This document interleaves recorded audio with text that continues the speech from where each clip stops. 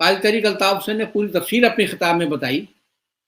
کہ آج جو یہ منافقت کر کے لوگوں کو بیوقوف بنانے کی کوشش کر رہے ہیں سندھ کے عوام کو، سندھ کے سادہ لو عوام کو، کہ جی یہ بڑے سندھ کے بڑے سچے چاہنے والے ہیں، کیونکہ اب تمام حقائق کھل کر سامنے آ چکے ہیں کہ یہ جو منصوبہ ہے اس کی منظوری پیپلز پارٹی کے سربراہ صدر آصف علی زرداری نے خود اپنے اجلاس میں دی، لیکن چونکہ یہ حقائق سامنے آ گئے ہیں تو اب یہ قوم کو بیوقوف بنانے کے لیے پیپلز پارٹی کے رہنما اور ان کے وزراء اب کھوکھلے بیانات دے رہے ہیں، مظاہرے بھی کروا رہے ہیں۔ لیکن اگر یہ واقعتاً سندھ کے چاہنے والے ہوتے اور اگر واقعتاً اس منصوبے کے اگر مخالف ہوتے،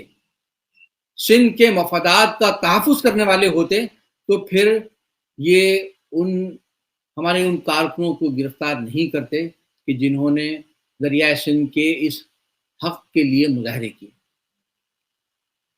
ہمارے کارکنوں کی بڑے پیمانے پر گرفتاریاں اس بات کا ثبوت ہیں کہ پیپلز پارٹی کی حکومت،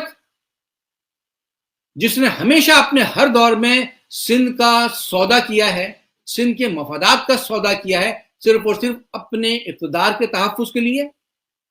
تاکہ اسلام آباد اور پنڈی کی اسٹیبلشمنٹ کو خوش رکھا جا سکے اور سندھ کا سودا کیا جاتا رہے۔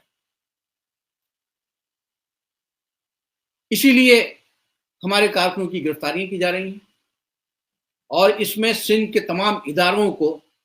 استعمال کیا جا رہا ہے اور لاپتہ کر کے قانون کی دھجیاں اڑائی جا رہی ہیں۔ اگر کسی نے کہیں کوئی اگر قانون کی خلاف ورزی بھی کی ہے تو آپ عدالت میں پیش کریں، اس کا چالان پیش کریں گے اس کے اوپر کیا الزام ہے،